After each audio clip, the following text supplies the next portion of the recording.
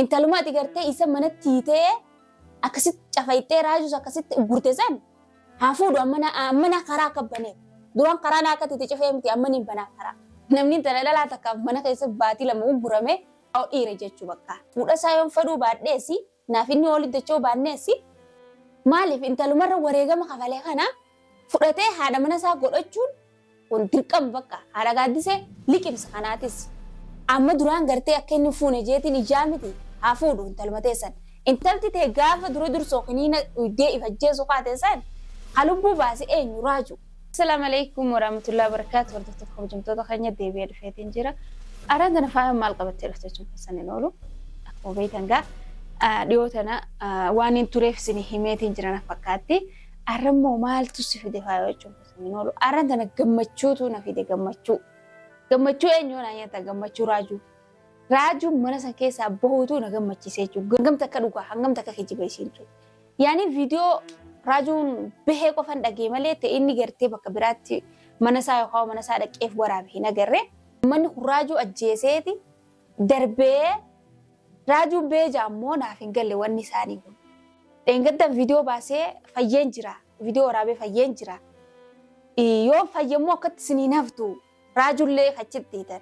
Gadhiisaa jeetiin dubbadhee jechuudha. Osoo raajuu gadi hin dhiisin osoo raajuun mana san keessa jiru akkaanan ol bee waan biraan dubbanne raajuun achirraa bahe jechuun jirammoo naaf hin galle jechuudha. Yaanni uummata kanaan aan galle. Maaliif uummanni mujrimu uummata akka sodaatu jechuudha. Nama waa sodaatu bargartee nama waa sodaatu waan namni juusa wayirra kaayee ilaalaa jechuudha fageessee. Gattanii mootummaan ofiddee maniidhaan guurti jettanii kan isaanillee sagalee namticha sanii kaayetiin jira jechuudha. Lubbuu teetirraa ka'ii raajuu achitti teessisiin jeen yoo beemmoo innillee beejeen nu dhageessisuu hin barbaade asumaanuu raajuurraa yoo ammoo hin beeyin ammoo uummata kana anuun hin beekaa jechuudha kan godhu akkaan isaan godhu anuun hin beeka sanamma kana dhibu uumamaan gaaddiseetuni diila inni namtichi kun waa xaana kana dalagee mana keessatti isii dhamaasee muciyyoo isii dhamaasee alaaf isaan bakka bobbaa fi gala isaa wallaalchisee jechuudha. Dilagatti namni tokko akkanatti bobbaa fi gala keessan jiruu ta'e san akkatti isin falfalchu maal eeyitaati. An kana dhibu raajuun diinaa miti raajuun ammas raajuun diinaa miti osoo bar diina akkasii mana qabattee diina sana irratti akkatti gurbaan kun siif wallaalchise dhuga diina firraa osoo hedduu kana na godhanii ni jedha. Diinni ati firraa hedduu hin jiraatin raajuun diinaa miti. Akkuma beektu duraanis gaaddisee fi minyootiitu bira ba'ee dhaqee jechuudha bakka dalagaasaa. Achi bira dhaqaniiti achirraan achumaan walis saayiba ta'anii jechuudha. Ati immoo akka waan gartee raajuun bakka raajuun jechuun akka gartee nama mujrimoo wayiitti fudhatteeti intalti ta'e gaafa dura dursoo kiniina uddee ifajjeessu kaateessan halubbuu baasee eenyu raaju. Silaa viidiyoo sirriitti isaan gadhiisan laaltee ka dura gartee raajuu lubbuu baasee gaaddisee lubbuu baasee raajuudha jechuudha. Lubbuu baaseeti lubbuun isii hoo waan attaati. Anaatutti gaafatama. Yaada juun inni haadha akkanaa sisseeni jechuudha. Yaada juun inni fuudhee ichi ilaa manaa siifiti. Ati immoo har'a maal goote? Galanni kee maal ta'eere har'a? Galanni kee raajuu achitti uggurtee tumtee bakka ajjeesuuf maaltu seefe bakka bar yoo du'ee jeniis wallaahi hin kijibamu. Maaliifi baatii lama namni akkamiin mana keessatti qilleensa addunyaa kana namni akkamiin kan argin osoo fayyaa qabu. Akka miidhamee achi ta'a namni isin yaaddanii maaltu yaadu isin dhorke diina keessan osoo akkasii firraa hiitanii teessisiftanii bareeda garuu raajuun diinaa miti raajuu jechuun nama tola isinii ooleeti intalatee manatti ilaa manaa sii fidee hoodoo qabadhu siin jee intalmatee qabattee gaafuma sanuu isumaan deemaan jeeniin rakkoon takka hin jirtu ani amma kan hin sodaachu jiru yoo dhuguma sanii raajuun mana san keessaa ba'e. Miciyyoon tiyyatu nagaumaan bobbaatee naagalti jettee ni yaaddaate amma tunkaafiidhaa beekan. Ammoo raajuus baatii lama manatti hiite intalatee ammoo amma khalaas raajuun eegachirraa ba'e gaaddisee ni dhiisa. Si ni dhiisa. Namtichaati haaris jettee kaatte san ni dhiisa. Tunkaafiidhaa beekadhu. Isinuma kanaa ni dhiisa amma inni chirraa obee duraan nagayaan gati hin dhiifa. Ammoo eega gartee yoo kaba'u ta'ee dhuguma san hin ba'e dirqii humna isaatiin ba'e jechuun amma chirraa. Humna isaatiin eega ba'e hanga isinichitti gurtaa turtan san isinirraa kafala. Amma sababii gaaddiseeti raajuu manatti gurtee jechuudha. Tayyib gaafsan gaafa jala deemtu gaaddiseen siin mari'atte raajuu jalan deemaa raajuun jaaladhaa jettee inni mari'atte mari'an. Gaaddisee oo mana nyaachista. Haaristicha keessa noo mana nyaachifta. Nam tokko hulaa manaa gadi ba'u. Beekadhu yoo hulaa manaa san gabbaatan rakkoodha. Anummaan tunuu waan isin nagootan hedduu jira jechuudha. Osoo silleen ta'in inumattuu keessumattuu haaristicha keessuun hulaan mana keessanillee banamuu yoo dadhabe. Haaristicha keessuun wanni nan godhin hin jirtu jechuudha. Mana kana keessa dhufee gartee wallahi namni gartee afaan walii dubbatu dhiisi afaan waliin dubbannee akkas waan akkasiisan namarratti raawwatee kophaa tiyya mana keessatti ona kiyya keessa kophaa na dhiisee akkasin na dhamaasee na biraan deemu jechuudha. Akkatti isinii hafti seenaa isa kana hundaa'u. Amma tiyya laaftu mallaalaa'u taraajuutu isinii taa'u ta'a barganaa taraajuu isinii ta'ise achirraa gabbee ilma dhiiraati jechuudha raajuu. Raajuun isin akkasitti achi tuggurtanii waan akka bakka akka fedhinnaa keessanii tumtanii cafayxanii waan feedan gootanii jechuudha. Inni immoo akkasitti isin dhiisee isin irraanfatan seenaa. Ani yoon isin irraanfadha inni isin irraanfatu. Asumattuu amma sababii gaaddisee manatti hiitee cafaqaa turte. Arrammoo gaaddisee ugguu isiin bobbaatee namni kun beekadhu waan fedhee gabbahee bitataa jechuudha. Ugguu isiin gabbaatee waan feetu magaalarraa yookaan immoo alarraa bitattu san ati isii jala deemteeti isii eeyda. Akkittiin nunis gaafii bari isii jala deemtee isii eeyda. Isii jala yoo neene guyyaa dura gartee nagaa raajuun mana sii fidee galatoomi.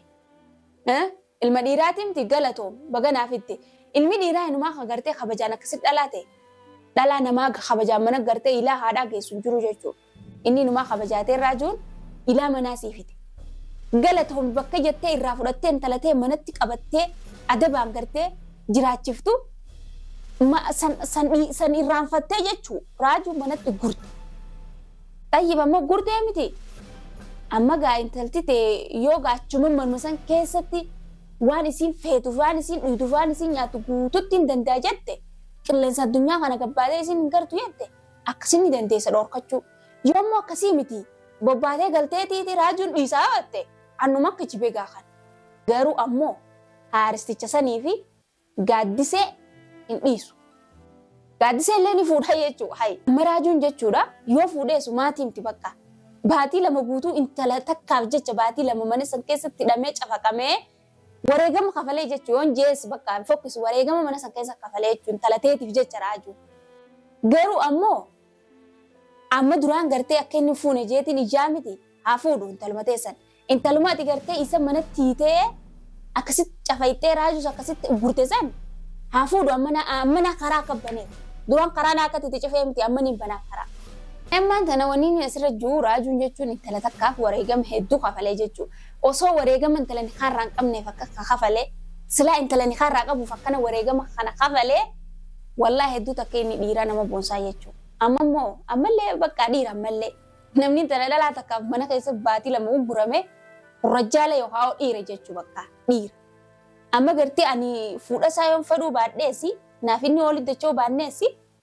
Maaliif intalumarra wareegama kafalee kana fudhatee haadha mana isaa godhachuun kun dirqama bakka haadha gaaddisee liqimsa kanaatis boortaan fuudhaa jechuun osoo talan ta'in dirqamaan fuudhan talatee dhufe dirqamaan bakka giddii siituu gureen ugguu duraa nagaan siifite nageessanii galatoomettee irraa fudhattee isa hin gaggeessin ammoo eegessa duraan hin gaggeessin ammaan tana bakka talatee jalaa galiiti taraajuutii gaaddiseen jaartii raajuutii mirkaneessii dhugaa dhibbaan dhibbatti tiimii lubbuuti amansiisi taa'e. Lakkii kasimti yoo jette bakka hanguma gartee duraan haadha gaaddiseettu si beeku sii wallaalu taaraaju. Intalatee gaafa harka naqate sii wallaala. Amma dhugaadhaan siitu balleessee miti inni nagaan sii fide intalatee san isa yaamii kanniif. Dhuguma sanitti siitu balleessee anamma raajuu si balleessee jiru. Dhuganaaf inni yoo walillee dhabuu kan yaa'ee waliif gonee wal dhabu taate maaliif? Karma dhugaan jirtu deeman. Amma karaa kijibaa osoo hin ta'in karma dhugaatti deemnaa jechuudha. Amma karaa dhugaa akka itti deemnu ati ammaan tan hafuurri tokko sirraa hin bahini raajuu yaamii dhiifama gaafadhu achirraa bee yaamii dhiifama gaafadhu gaaddisee kanneef. Akkasitti nagaan tattaa'uu ni dandeessan siif haaristichi. Amma haaristichi ka'ee ammallee ofirraa eegi. Raajuun achirraa oo ba'ee kan jiraatu taate dhuguma sanii ofirraa eegi. Si'uu dhamaasee muciyyuma ta'eetiif si'uu dhamaasee. Dhamaasee muciyyoo ta'eetu dhamaasee jechuun muciyyoo ta'e abbaan biraa fudhateen deemini si mana keessa jirtu sumatan jedhaamsee bakka halkanii guyyaa si wallaalchiseetu muciyyoo serkaa fuudhee nama biraatiin kanneen osoo ati gartee raajuutu waan biraan irratti dalagee raajuun eessa jirattee yaaddu inni kas hin godhin ammaas maanuu wanni ni siidhaamu takka hin jirtu namticha haarsicha akka ija mana dhuufirraa eega namtichi siirii dalaga ija si jaamsee muciyyoo ta'e nama biraatiin gurguratin maallaqa irraa haaja malee inni jireenya keetiif jireenya ilmoo ta'eetirraa haajaan qabu dhuga feetaame haajaan qabu jechuudha saniifuu amma isa ija mana dhuufirraa eegi gartee raajullee yaame kootu fuudhi jiin intalti dharaa dhiirumaaf dhalatte duraanuu